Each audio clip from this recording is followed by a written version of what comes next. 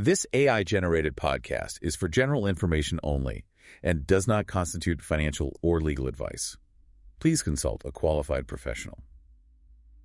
Welcome to the Luxembourg Fundcast, produced by Bertrand Mariot, a regulatory lawyer qualified as avocat à la cour in Luxembourg and Paris.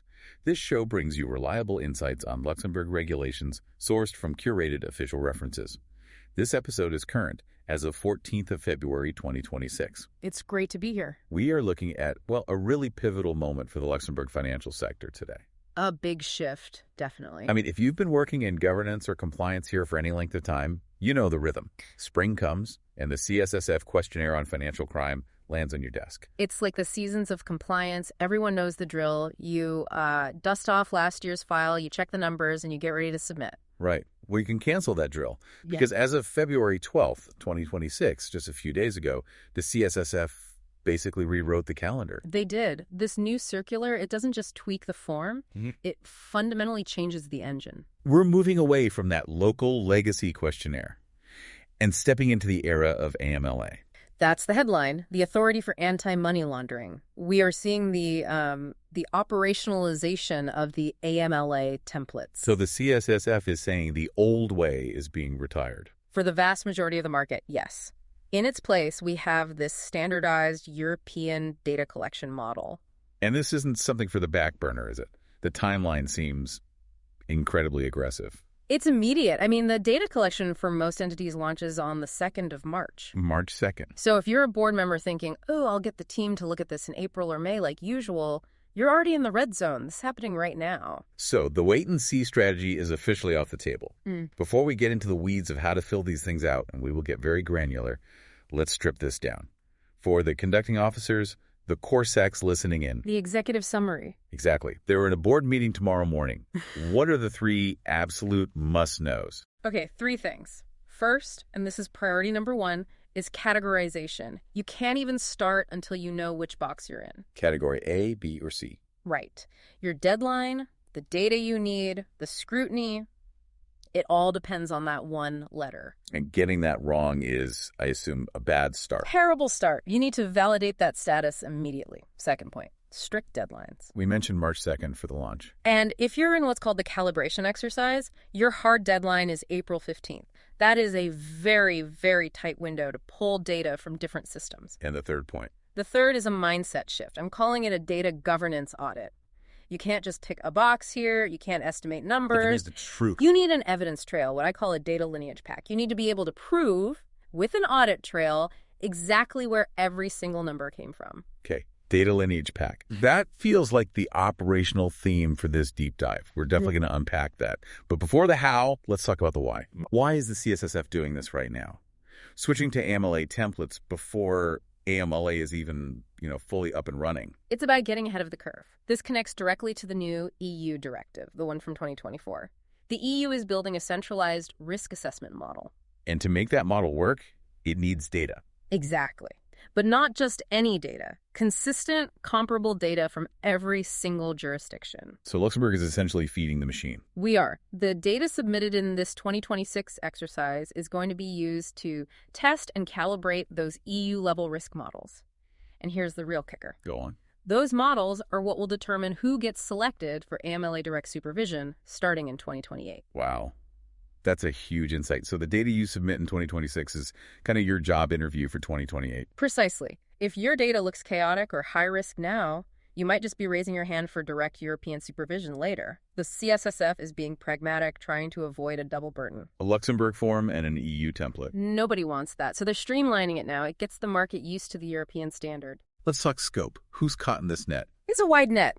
It covers your credit institutions, investment firms, investment fund managers, and yes, that includes registered AIFMs, right. Also payment and e-money institutions, and then the newer players, your VSPs and CSPs, the crypto asset providers, and central securities depositories. You also mentioned SIGs and FIAGs. Can you just quickly clarify those? Yeah, they're specific Luxembourg structures. A SIG is a self-managed investment company. A FIAG is an internally managed alternative investment fund. Basically, if you're managing your own assets without an external manco, you're likely in scope. But there is one very important group that stays on the old track. Yes, and this is crucial. It creates a split in the market. Specialized professionals of the financial sector, the SPFS or PFS. They're the exception. They are the exception. They are not moving to the AMLA templates yet. They will continue with the traditional CSSF questionnaire on financial crime. So if I'm a registrar and transfer agent or a domiciliation agent, I'm sticking with the old form. Correct. You're doing the classic routine. But the fund manager next door is learning the new AMLA routine. Which brings us neatly to the operational playbook. Let's role play this. I'm a conducting officer. I've got the circular. Where do I start? Step 1 is clearly this classification. Step 1, you have to determine if you are a category A, B, or C. Now, for many, this will be about size and risk. But there's a critical subset, the AMLA calibration exercise. And how do I know if I'm in that? The CSSF will have notified you. If they've tapped you on the shoulder for this, you're effectively category A. And that's not optional, I take it. Absolutely not. Participation is mandatory. You need to document this classification. Write a memo. We're category A because of this notification. Don't leave it ambiguous. Okay, I know who I am. Step 2 is governance. I assume the old strategy of just giving this to the junior compliance officer is a bad idea. It's a recipe for disaster. These templates are multidisciplinary. They cover sanctions, transaction data, third country exposure. You need to break the template down. So different owners for different sections. Yes. Assign field clusters. Give the sanctions piece to the sanctions expert. Give transaction data to the team that actually handles the portfolio systems. But one person has to sign it off. One person, yes. A single accountable signatory.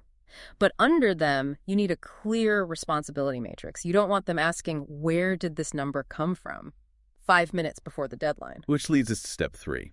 And I think this is the real gold nugget here. You called it the data lineage pack. Walk us through this. You need to do this before you even open the form, because once you open that eDesk portal, the pressure is on. You build the evidence first. Okay, give me an example. Let's say the template asks for the total volume of transactions involving high-risk third countries. So it's so straightforward, but it's not. It's really not. So in your data lineage pack, you record 4 things for that number. First, the source system. Where did it come from? The portfolio system, a TA system, an Excel sheet. Right. Second, the extract date. Data changes daily. You need to freeze that moment in time. Makes sense. Third, this is the tricky part, the transformation logic. How did you define high risk? The FATF list, the EU list. Did you filter out certain transactions? You have to write down the formula, essentially. You're showing your work. You are showing your work. And finally, the reviewer. Who checked the math? Who signed off on the logic? So if the CSSF comes back 6 months later and ask about that 50 million euro figure. You don't want to be scrambling through old emails. You want to open the pack and say, here is the system, the date, the logic, and the person who reviewed it. It's your insurance policy. Because if you can't trace it, it's not just a reporting error. It's a governance failure. Oh, yeah. And that is a much bigger problem. A chilling thought. Okay, step 4, the coherence check. What's the trap here? The trap is copy-paste. You have your risk appetite statement, your AML narrative. The temptation is to just copy last year's text into the new template. Why is that a problem? Because you have new data points. If your narrative says we have 0 exposure to crypto assets, but your new AMLA data shows you've onboarded 3 CASPs. The story doesn't match the math. Exactly. And that is a huge red flag that just screams, nobody actually read this. You have to reconcile the narrative with the numbers. Finally, step 5. The submission on eDesk. Yes.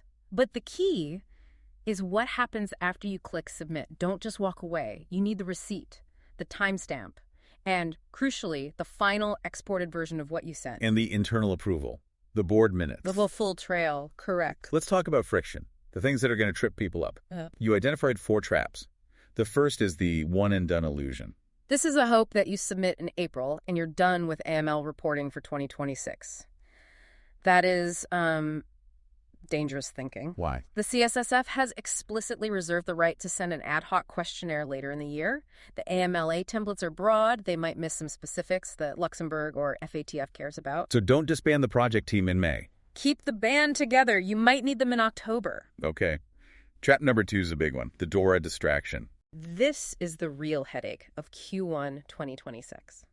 The DORA Digital Operational Resilience Act submission window opened on February 11th, literally the day before this AML circular. So the biggest IT regulation in a decade is hitting at the exact same time as the biggest AML data shift. And they are fighting for the same people.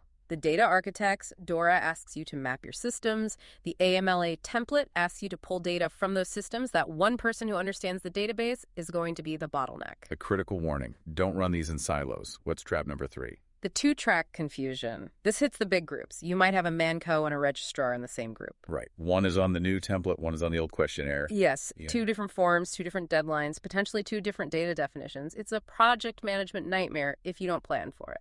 And the final trap, number 4, is data architecture stress. This whole exercise is a stress test. It will expose weak data lineage. If your data is scattered across PDFs and random spreadsheets, this template is going to hurt. It forces a confrontation with the state of your data architecture. A painful but necessary step, it sounds like.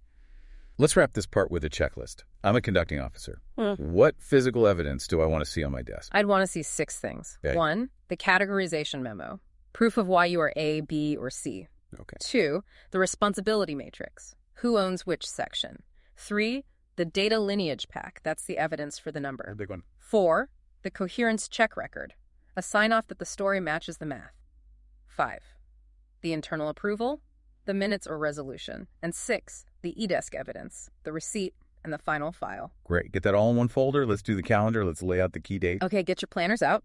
We started on February 11, 2026. That was the DORA register opening. That's already live. Right. Next is February 23, 2026. That's the launch of the old school CSSF questionnaire for the specialized professionals. So the SPFS window opens then. Correct. Then March 2, 2026. That's the big one.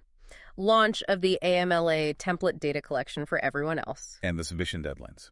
For specialized professionals, it's April 3, 2026. For those in the AMLA calibration exercise, it's April 15th, 2026. And anything to watch for later in the year. Yes. Keep an eye on July 10th, 2026. That's the deadline for AMLA to submit their draft technical standards on risk methodology. That document will define how the EU measures risk for years to come. And of course, that potential ad hoc questionnaire sometime in late 2026. Exactly. Stay flexible. You know, when you step back from this, it really is quite a moment. We talk about European integration as this abstract thing, but this is what it actually looks like on the ground. It really is. Luxembourg is effectively acting as the operational testing ground for EU standardized data. We're moving from our own local custom to a European scale, one eDesk submission at a time. It's a challenge, but also a sign of maturity. It is a sign of the market's maturity. We're becoming the gateway for this new era of supervision. A testing ground and a gateway. That is a great perspective to end on. It's not just paperwork, it's the future infrastructure of European finance. Thank you for walking us through that. My pleasure. Follow on Spotify or subscribe to Rigor Media and Bertrand MRIUX on YouTube. Connect with Bertrand on LinkedIn. Visit bertrandmurillo.com. All links are in the show notes. It was the Luxembourg Fundcast for you today.